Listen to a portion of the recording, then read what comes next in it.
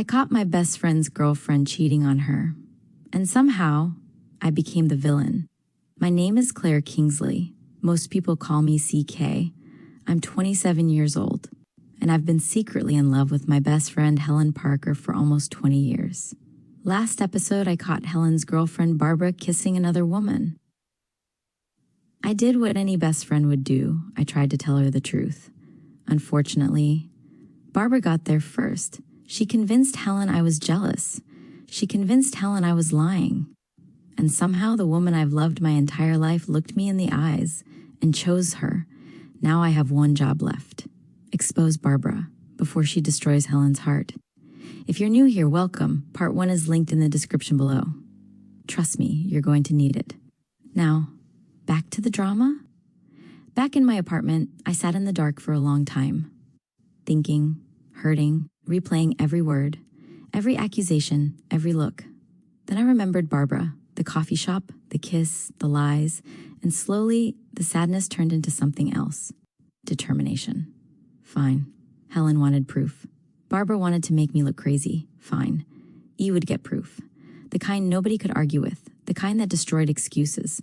The kind that dragged the truth into daylight. And when I found, Barbara's little game would be over, one way or another. If there is one thing I learned from Barbara, it's that liars are incredibly confident until they get caught. Then suddenly they're professional victims, Academy Award winners, Olympic-level performers. Anyway, after me fight with Helen, I threw myself into proving the truth. Mostly because I was angry, partly because I was heartbroken, and partly because I wanted to wipe that smug expression off Barbara's face. Over the next week, it gathered everything. Pictures, videos, dates, times, locations, the works. At one point, I started feeling like a detective in a low-budget crime documentary. An exhausted detective, but still a detective. Then things got interesting, because one afternoon, I followed Barbara after work. And guess where she went? Straight to the same woman. Not a cousin, not a family friend, not a coworker, the same woman. This time I got video, crystal clear video, no excuses, no misunderstandings, no you saw it wrong. I watched Barbara wrap her arms around the woman, kiss her, then tell her, I love you. Me grip tightened around my phone. The woman smiled. I love you too. Then Barbara laughed, the kind of laugh she used around Helen, and said, just a little longer. We'll be relocating soon anyway. Relocating? Together. While dating Helen. Interesting. I sent the video to Helen immediately, then added one message. I hope this is enough proof. After staring at the screen for a few seconds, I put my phone away. Done. Finished. Over. Or so I thought. Hours passed. Nothing. No reply. No call. No text. Nothing. At first I thought Helen was processing everything. Then I checked the message. Unread. Unread? My eye twitched. The woman hadn't even opened it. At that point I was annoyed enough to drive over there myself. A week had passed since our fight. The longest week of my life. When I arrived at Helen's apartment, I noticed another car outside. Barbara's. Perfect. I marched upstairs. Knocked once. Then twice. Then the door opened. Helen froze. I froze. Barbara froze. Honestly, everybody was freezing. We looked like a terrible statue exhibition. CK? Helen looked shocked, which was fair. I wasn't exactly expected. Then I looked past her, straight at Barbara, comfortably sitting on the couch, drinking tea, in my spot. The audacity. My irritation immediately returned. Good. I stepped inside. You're both here. Barbara's smile vanished. I pulled out my phone. Helen, what are you doing? I'm ending this. Barbara stood up immediately. CK, no. I pointed at her. You've spoken enough. Barbara's face tightened. Helen looked confused. And for a brief second, I actually felt bad, because Helen had no idea her entire relationship was about to explode. Then I handed her my phone. Watch. Helen frowned, then looked down. The first video started playing. I watched the exact moment her smile disappeared. Then the second video, then the third. Barbara's confidence started cracking. Fast. Baby, don't. Helen's voice came out sharpest I'd heard it in years. Barbara immediately switched tactics, like every liar does when cornered. It's not what it looks like. I almost laughed. The woman was literally running out of cliché responses. Then Barbara pointed at the phone. That could be edited. I blinked. What? It could be fake.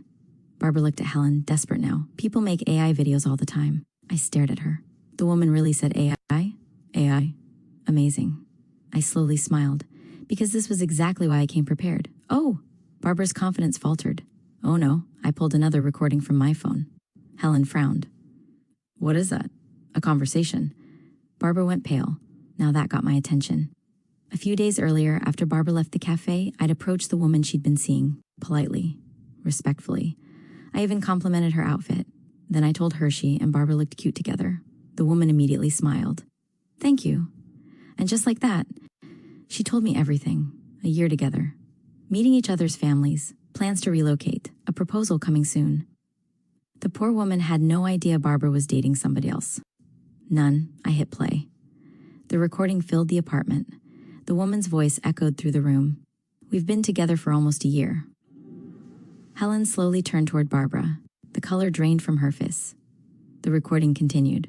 Barbara said she'd propose soon. Barbara looked like she wanted the floor to open up and swallow her. Honestly, I supported the idea. Then came the final nail. We're moving together next month. The recording ended. The apartment fell quiet. Nobody moved. Nobody spoke. Then Helen looked at Barbara. Not angry, not crying, just disappointed. Somehow that looked worse. Much worse. Get out, Barbara blinked. Helen. I said get out. Helen, please. Get out. Barbara jumped. I jumped. The neighbors probably jumped. Then Barbara tried one last time. Baby. Oh my God. Helen actually laughed. A broken laugh. You called me baby while planning a future with somebody else. Barbara opened her mouth, closed it, opened it again. Nothing came out. Good. I was tired of hearing her voice. Then Helen pointed toward the door. Get out of my house. This time, Barbara listened. The second she stepped outside, I shut the door behind her. Hard, very hard. Maybe harder than necessary. No regrets. Not one. When I turned around, Helen was gone. My heart sank. Her bedroom door was closed, and for the first time all day, I stopped feeling victorious. Because none of us felt like winning anymore. Not when Helen was hurting. Hours passed. I stayed. Not because I was invited. Because leaving didn't feel right. Around midnight, the bedroom door finally opened. Helen stepped out. Her eyes were red. Her face was exhausted. And suddenly she looked very small. Not physically. Emotionally. The kind of small people become when somebody breaks their heart. She sat beside me. Neither of us spoke for a while. Then quietly, she said, I was a terrible friend. My kiss tightened. Helen, no. She shook her head. I was. Tears filled her eyes again. You tried to protect me. I stayed quiet. You told me the truth. Another tear slipped down her. And I chose her. That one hurt. Because it was true. Helen looked down at her hands, ashamed. I said horrible things to you.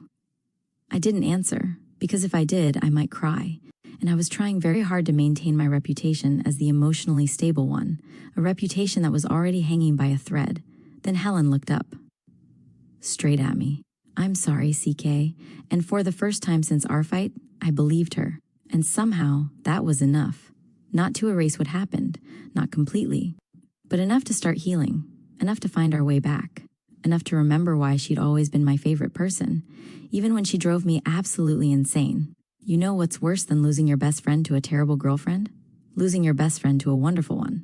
At least when the girlfriend is awful, you have options. You can complain, you can judge, you can roll your A's dramatically, you can say things like, I never liked Hemingway. Very therapeutic, very healthy, not remotely mature, but therapeutic. Olivia Hart ruined all of that, because Olivia Hart was annoyingly perfect. And I mean annoyingly. The kind of person who held doors open, remembered birthdays, volunteered at charity events, returned shopping carts, you know. Suspicious behavior. Nobody should be that nice. It's unsettling. The first time I heard about Olivia was 6 months after the Barbara disaster. Life had finally started feeling normal again. Helen and I were back to our usual routines. Movie nights, lunch dates, phone calls, everything. Then one Tuesday afternoon, my phone rang. I looked at the screen. Helen, of course. The woman called me so often she should have been paying rent. I answered. What happened? Nothing happened. Suspicious. CK. I met someone. I nearly drove into a mailbox. Not again. Dear God, not again. I pulled over immediately, for safety reasons, and emotional reasons. Mostly emotional reasons. Helen just got out of a relationship 6 months ago. Exactly. CK. CK. I sighed, because we had done this dance before. Many times. Far too many times. Tell me. And just like that, she did. Apparently, she'd gone to the hospital after nearly fainting at work. Nothing serious. Just exhaustion. Too many late nights. Too much coffee. Not enough sleep. Typical banker behavior. While there, she'd met a doctor. A very pretty doctor. A very kind doctor. A very single doctor. Unfortunately. The woman was also apparently hilarious, which was not helping my situation. By the end of the phone call, I knew her name. Olivia Hart, 30 years old, cardiologist, loves dogs, hates pineapple pizza, reads mystery novels, and somehow remembered Helen's name after meeting her once. Dangerous, very dangerous. The first date happened a week later, then another, then another. And unlike Barbara, something felt different, slower, steadier, more real. For once, Helen wasn't sprinting headfirst into disaster. She was taking her time, actually getting to know somebody. And honestly, it looked good on her. One evening, Helen invited me to dinner. The second I arrived at the restaurant, I realized I'd been tricked. Because Olivia was there, already sitting at the table, smiling, looking unfairly beautiful. Helen stood up immediately. CK? Then she pointed dramatically. This is Olivia. Olivia smiled. It's nice to finally meet you. Finally? That word caught my attention. Then Olivia laughed. Helen talks about you constantly. Of course she did. Naturally. Wonderful. I wanted the ground to swallow me whole. Instead, I shook her hand. It's nice to meet you too. And do you know what the worst part was? I liked her immediately. No effort required. No convincing necessary. The woman was impossible not to like. She listened when people spoke. She remembered little details. She treated the waitstaff kindly. And most importantly, she looked at Helen like she mattered. Not like a possession, not like a trophy, not like an option. Like she mattered. Halfway through dinner, Helen got up to use the restroom. The second she disappeared, Olivia smiled, then looked at me, and said something that completely caught me off guard. Thank you. It blinked. What? For taking care of her? My brain stopped working. What? Olivia laughed. Helen talks about you all the time. Oh no, not again. Apparently everybody in this story knew more about me than I wanted. She says you're the reason she survived half her bad decisions. I snorted. That sounded accurate. Then Olivia's smile softened. She loves you a lot. Mika tightened. Not in the way she meant. Not in the way I wanted. Just an utter hurt. I smiled anyway. Because that's what I did. Because it was safer. Yeah, Olivia smiled. And for a brief moment, I saw it. The future. A real one. A healthy one. The kind Helen deserved. And that realization hurt more than I expected. Because if Olivia kept looking at her that way, I wasn't sure how anybody could compete. Not even me. Especially not me. The months passed, and somehow Olivia kept getting better. Every time I expected a red flag, nothing happened. No lies. No manipulation, no games, no drama, just consistency. Steady, reliable, kind. The woman was basically a walking green flag. It was exhausting. One Saturday afternoon, I walked into Helen's apartment and found Olivia in the kitchen, wearing an apron, cooking for fun. Who does that? You're making lunch. Olivia laughed, trying to. Helen immediately appeared behind me. She's amazing. I looked at the smoke coming from the pan, then looked at Helen, then looked back at the pan. Sure. Olivia burst out laughing. Helen gasped. Then both of them started laughing, together, comfortably, naturally, like they'd been doing it forever. And suddenly, something uncomfortable settled in my chest. Because for the first time, I could picture it. A future where Helen didn't need me. A future where somebody else made her laugh. A future where somebody else became her first call. And I hated how much that scared me. A year later, my fears became reality. It happened on a Thursday. Because apparently Thursdays enjoy ruining my life. I was painting when my phone rang. Helen, again, always Helen, I answered. What happened? The answer came in the form of a scream. An actual scream. The kind that nearly ruptures an eardrum. I pulled the phone away immediately. Ow. CK. Oh God. I said yes. Everything inside me froze. Completely for one horrible second. Then reality caught up. And I knew before she even said it. Olivia. Of course it was Olivia. My grip tightened around the phone. Helen was still talking, still crying, still laughing. Somewhere in the background I could hear another voice. Olivia. Soft. Happy. Probably smiling. And honestly, she deserved to be. Because she'd done everything right. Everything. Then Helen said the words I'd been dreading for months. Olivia proposed. My heart broke quietly. The way hearts usually do. Without sound. Without warning. Without anybody noticing. And because I loved Helen, really loved her, I smiled anyway. Then said the only thing I could. Congratulations. And the worst part, I meant it. The funny thing about heartbreak is that nobody notices it when you're smiling. And trust me, I smiled a lot after Helen got engaged. A lot. Enough to win awards. Enough to fool people. Enough to fool Helen. Which was honestly the important part. Because Helen deserved to be happy. And she was happy. Ridiculously happy. The kind of happy that made strangers smile at her in grocery stores. The kind of happy that made her randomly start singing while doing absolutely normal tasks. One afternoon, I walked into her apartment and found her dancing in the kitchen. Dancing. For no reason. There wasn't even music playing, just vibes, pure vibes. What are you doing? Helen spun around dramatically. I'm engaged. That was 3 weeks ago. And? You can't keep using that as an excuse. Watch me. Then she started dancing again. I immediately regretted entering the apartment. A terrible decision. Truly. Unfortunately, Olivia appeared from the hallway, took one look at Helen, then started laughing. Not embarrassed, not annoyed, just completely in love. And that was the problem. Olivia looked at Helen the same way I did, like she was something precious. Something worth protecting. Something worth choosing. Every single day. It would have been easier if Olivia was awful. Honestly, much easier. But she wasn't. One Saturday, she spent 6 hours helping Helen's grandmother clean out a storage room. 6 hours. Nobody forced her. Nobody asked her. She just did it. Another time she drove across town because Helen forgot her lunch. Again, nobody asked. She just showed up. Then there was the flu incident, which I still haven't recovered from. Helen got sick. Very sick. The dramatic kind of sick where she acted like she was starring in a medical documentary. Olivia took 3 days off work. 3 days. The woman is literally a doctor, a busy doctor, and she still stayed home, made soup, checked temperatures, forced Helen to take medicine. At one point, she even read a novel out loud because Helen claimed she was too weak to hold a book. I watched the whole thing, and do you know what I discovered? Olivia genuinely loved her. There wasn't a catch. There wasn't a secret. There wasn't another woman. No manipulation, no lies, no games, just love. Simple, honest, love. And somehow that made everything harder. Because for the first time, I couldn't find a single reason Helen shouldn't marry her. Not one.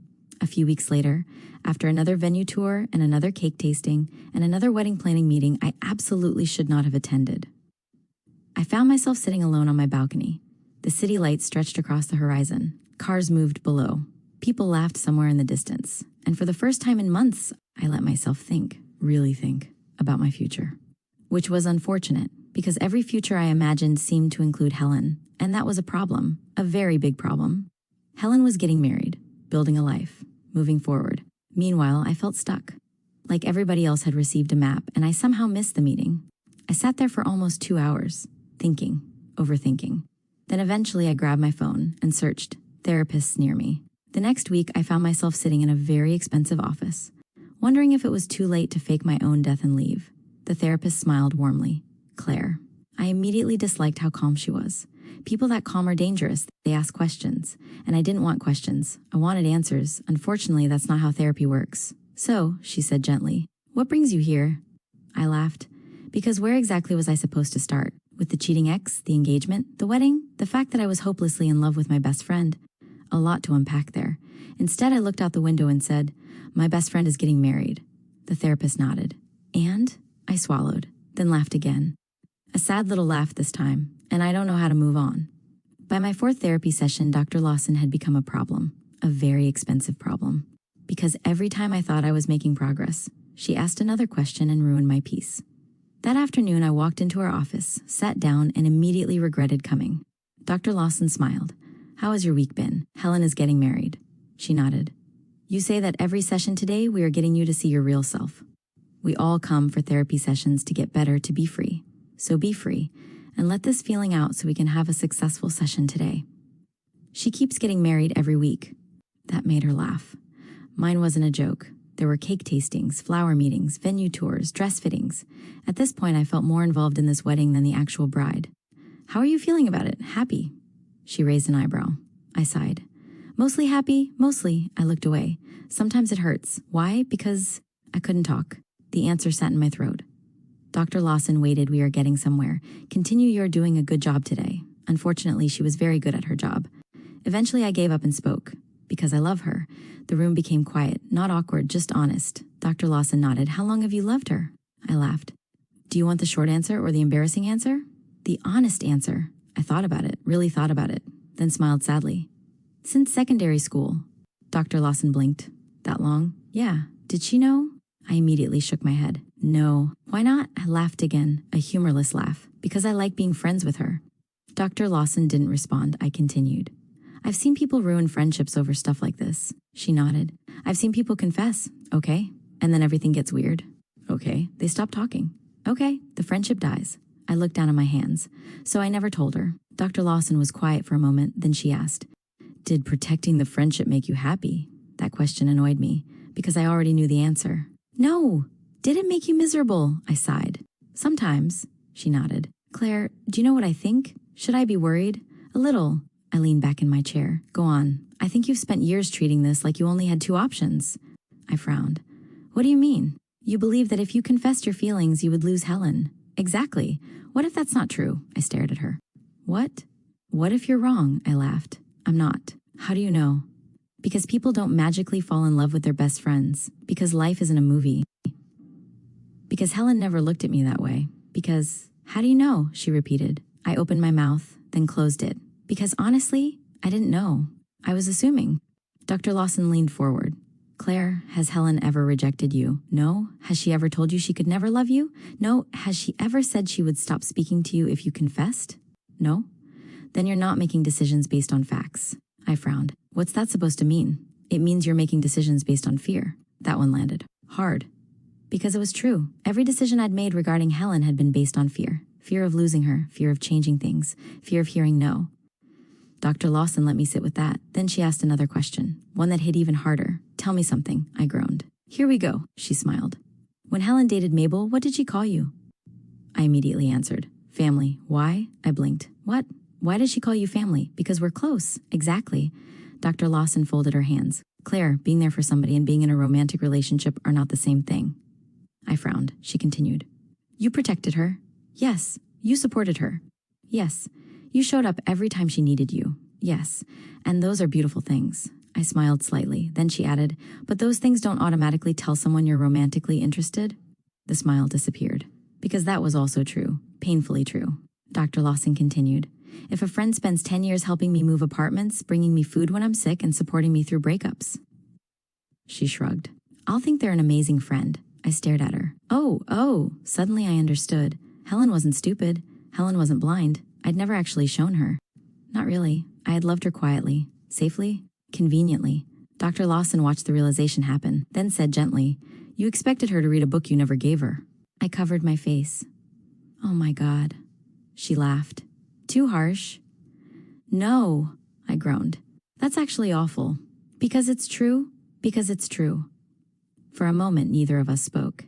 Then Dr. Lawson asked, "Do you think Helen deserves to know she's loved?" "Yes." The answer came instantly, without hesitation, without thought. "Do you think you deserve to be honest about how you feel?" That answer took longer. Much longer. Finally, I nodded. "Yeah."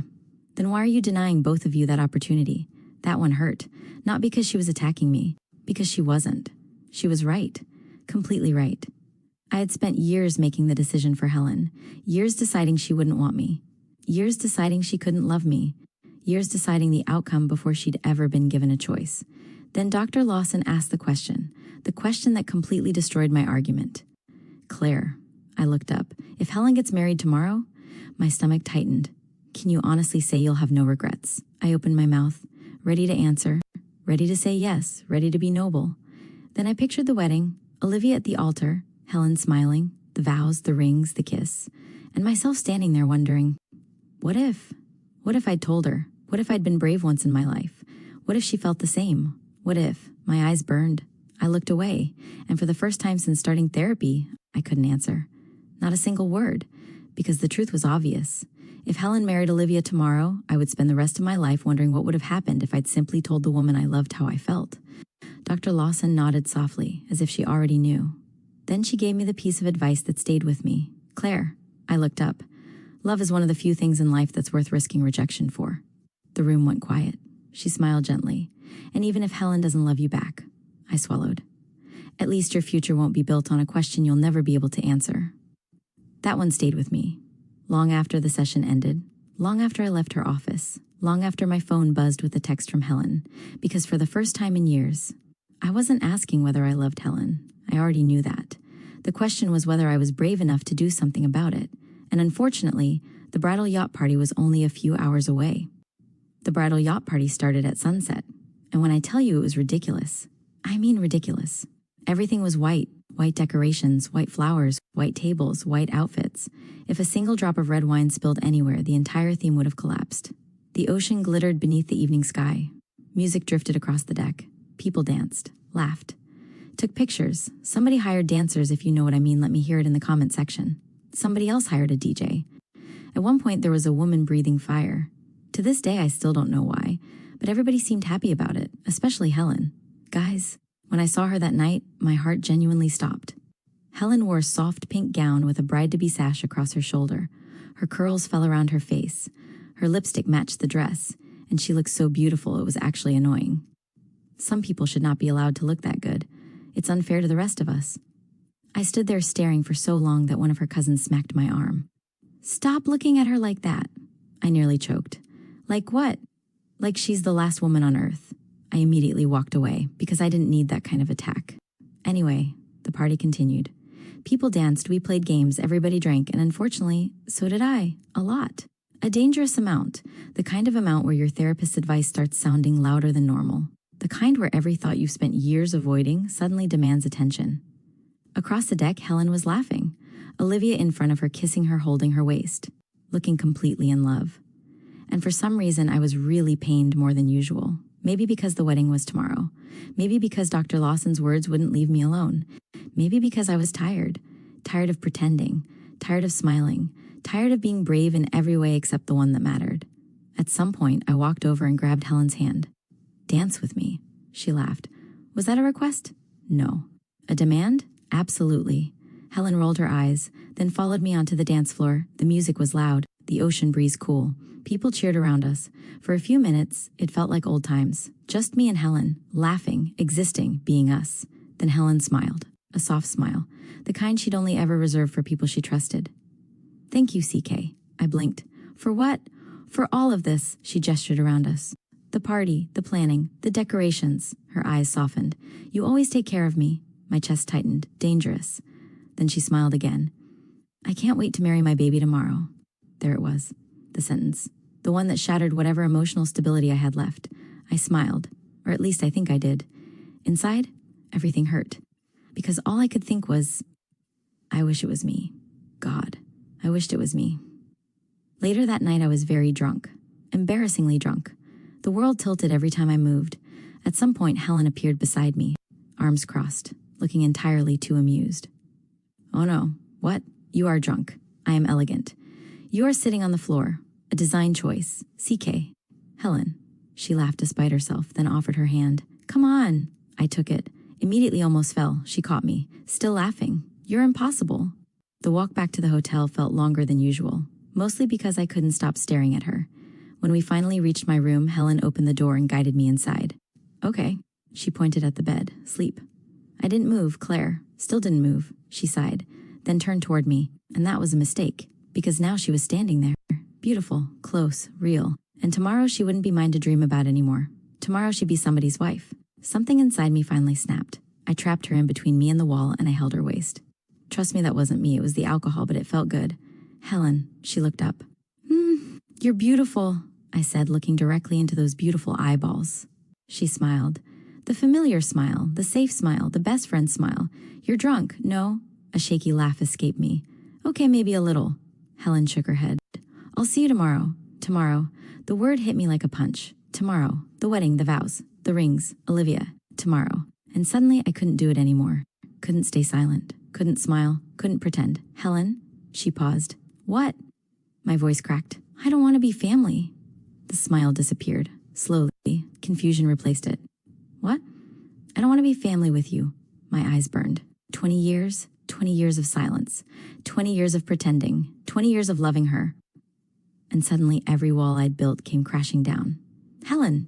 I laughed, then immediately started crying, which was embarrassing. Very embarrassing, oh my God. "I don't want to be your brother." "CK, I don't want to be your cousin." Helen took a step closer. "Claire, I don't want to be family." The tears came harder now, because once they started, I couldn't stop them. I want more. I want to be the one you love. I want to be the first person you see every day when you wake up. I want to be the one that makes you smile. Helen froze, completely froze, and for the first time, I watched understanding slowly appear on her face. "Helen." My voice broke. I love you. Slap. She gave me a hot slap, but I deserved it. The room became painfully quiet. Not because nothing was happening, because everything was happening at once. I love you so much I am losing it. I can't be quiet. I looked at her, really looked at her, and let 20 years of truth finally escape. I loved you in high school. Helen's eyes widened. I loved you in university. A tear slid down my cheek. I loved you through Mabel. I loved you through Barbara. I loved you when Olivia proposed. Remember when you asked if I was secretly in love with somebody? Helen stared. I remember. A sob escaped me. The whole time it was you. Helen looked like she'd been struck by lightning. Helen looked devastated, not angry. The question came out broken. Why didn't you tell me, CK? I laughed sadly. Because the answer was pathetic. I was scared, Helen, baby. Losing you. The truth sat between us. Raw, ugly, honest. I've watched friendships die because somebody fell in love. I wiped my face. If I couldn't have you, then at least I could keep you. Helen stared, then whispered, CK, I know. I nodded. I know this is selfish. Tomorrow. Tears filled her eyes. My wedding is tomorrow. Then Helen said something that made my heart stop. Something neither of us expected. I liked you too. I froze. Completely. What? She looked away like she couldn't bear to watch my reaction. I liked you in high school. The world tilted. What? A tear slipped down her cheek. I thought everybody knew. I waited. Her voice cracked. I waited for years. Every word felt like a knife, because suddenly I could see it. All the missed chances. All the moments. All the years. Gone. I thought you didn't want anyone. Helen laughed bitterly. You acted like a robot without feelings. Despite everything, a small laugh escaped me. Because honestly, fair. I thought you didn't love like that. She wiped her tears. So eventually I moved on. You watched me move on, CK. Another tear. You watched me fall in love. And then came the sentence, the one that killed me. Why now? I couldn't answer. Because there was no answer, only fear. My wedding is tomorrow, CK. I nodded. Tears everywhere, I know. Tomorrow. You should have told me years ago. I started crying harder. Because she was right. She was completely right. Years ago. Not now. Not the night before she married somebody else. Years ago. Before it was too late. Helen wiped her face angrily, then looked away. Gosh. She laughed bitterly. I hate you for this right now. Not because she hated me forever. Because in that moment, she meant it, and I deserved it. Then she stepped backward toward the door. Leave me alone. Helen, no. She pointed toward the floor. I can't do this. Another tear slid down her cheek. I can't. Then she left. The door slammed. And just like that, guys, if you're enjoying the story so far, don't forget to leave a like and subscribe to the channel. It really helps more people discover stories like this and supports all the work that goes into bringing them to life. Now let's get back to the story. I lost her. Outside the room, Olivia stood at the end of the hallway. She hadn't heard everything, just enough. Enough to understand. Enough to know. Helen saw her. Their eyes met. Neither woman spoke. Olivia's eyes filled with tears. But she didn't ask questions, didn't demand answers, didn't beg. She simply nodded, a sad little nod. As if she was saying, make the choice that's true. Then she walked away. That night, Helen sat alone in her room, crying, thinking, remembering every school memory. Every birthday, every breakup, every time CA showed up, every time she'd chosen her, every time she'd loved her without saying it. But tomorrow was the wedding. The venue was paid for. Guests had flown in, family had arrived, the food was ordered, the flowers were ready, the dress was hanging in the next room, and Olivia was a good woman, a really good woman. So sometime around dawn, Helen wiped her tears, looked at herself in the mirror, and whispered, I'm getting married today. As if saying it enough times would make her believe it. The wedding day came, and guys, I felt like an idiot. I sat on the edge of my hotel bed staring at myself in the mirror, adjusting my tie, fixing my jacket, then adjusting my tie again. Because apparently when your life is falling apart, neckties become very interesting. My head hurt. My heart hurt. My dignity had already left the building. I kept replaying last night in my head, the confession, the crying, the disaster, the fact that I had told my best friend I loved her 6 hours before her wedding. For the first time in years, I had told the truth. But I did regret the timing. Very much. I just hoped Helen would still talk to me after today. That was all. At this point, I was aiming low. Eventually, I left my room and headed to Helen's bridal suite. Because despite everything, I was still her maid of honor. When I knocked, the door opened. And guys, I forgot how to breathe. Helen looked beautiful. Not beautiful. Beautiful, beautiful. The kind of beautiful that belongs on magazine covers. The dress fit perfectly. Her makeup was flawless. Her curls framed her face perfectly. For a second, I just stood there staring. Then Helen smiled, a small smile, not the usual smile, something softer, more nervous, more careful. The room suddenly felt awkward. And that was weird, because Helen and I had never been awkward. Ever. We could spend 10 hours together and still find things to talk about. Now, we couldn't even look at each other properly. I adjusted her veil. She fixed my tie. Our eyes met, then immediately looked away. God, it was painful. The drive to the venue felt even worse. Neither of us mentioned last night. Not once. Not a single word. And somehow that scared me more. Maybe she was pretending it never happened. Maybe she regretted it. Maybe she hated me. Who knew? Certainly not me. Soon the ceremony started. Guests filled every seat. Flowers decorated the aisle, the music played, and before I knew it, I was walking my best friend toward the altar. Toward Olivia. Toward her future. Toward a life that didn't include me the way I wanted. My chest hurt, but I smiled anyway, because that's what you do when you love somebody. You want them happy, even when it destroys you. The ceremony began. Olivia went first, and honestly, that woman nearly made me cry. She talked about Helen's kindness, her laugh, her heart, the way she made every room brighter, the way she loved people, the way she changed her life. By the time Olivia finished, half the guests were crying, including me, including Helen. Even the officiant looked emotional. Then it was Helen's turn. The officiant smiled. Helen Parker. Helen took a deep breath. The officiant continued. Do you take Olivia Hart to be your lawful wife, to love her, cherish her, and stand beside her for the rest of your life? Silence. Helen didn't answer. At first, nobody noticed. Then the silence stretched, longer and longer. My stomach dropped. Helen stared at Olivia, then looked down, then looked back up. Tears filled her eyes. Oh no, oh no, no, no, no. What was happening? The officiant cleared his throat. Helen?